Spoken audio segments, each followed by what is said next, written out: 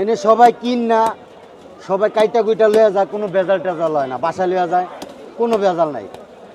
নিয়ে দইল পাক করলো খায় লাইলি। কাজ করতেছি 10-12 বছর।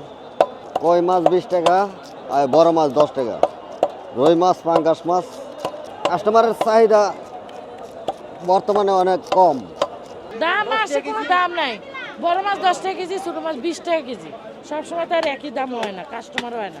ওই বান্দা কাস্টমার এলে একটু কম হয়, তাছাড়া কাজ হয় না।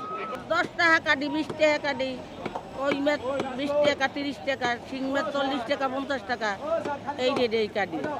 ভাই করি তো বহুত দিন হয়ে গেছে, 12 বছর ধরে করি।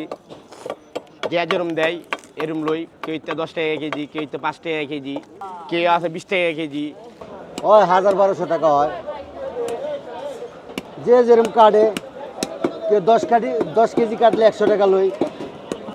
বড় মাছ 10 টাকা কেজি কাটি, আর গোড়া মাছ কাটি 20 টাকা 30 টাকা।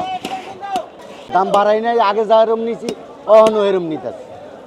অনেক সময় বাজার খারাপ যায়, অনেক সময় ভালো ভালো যায়। মাসে 15 দিন ভালো যায়, মাসে 15 দিন খারাপ যায়, এটাই নিয়ম। ইনপাস কোনো দিন 1000 টাকা হয়, কোনো দিন আবার 1000 টাকা হয় না, আবার কোনো দিন 500 হয়, কোনো দিন 400 হয়, কোনো দিন আবার 1500 হয়। এখানে ভাড়া দেওয়ার লাগে, ময়লার বিল দেওয়া লাগে, পানির বিল দেওয়া লাগে, দিয়ে মনে করেন আমরা 4 জন মাছ কাটি, 200 করে 800 টাকা হয়। এই খাই আর কি, ঘর ভাড়া দিয়ে সমান সমান। আমাদের আসলে ওখানে কাটারও জায়গা নেই, আর মাছ তো অনেক অনেক আইটেম ভেরিয়েশন মাছ, কিন্তু এখানে দেখে এটা নিলেই ভালো।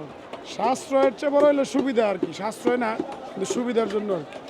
মানে ওখানে মাছ কাটার সমস্যা, অনেক মাছ, এই জন্য এটা নেওয়া আর কি, সাশ্রয় হয় একটু বেশি পড়ে, কিন্তু কিছু করার নাই, সুবিধার জন্য খরচ বেশি বললো মেনে নিতে হচ্ছে।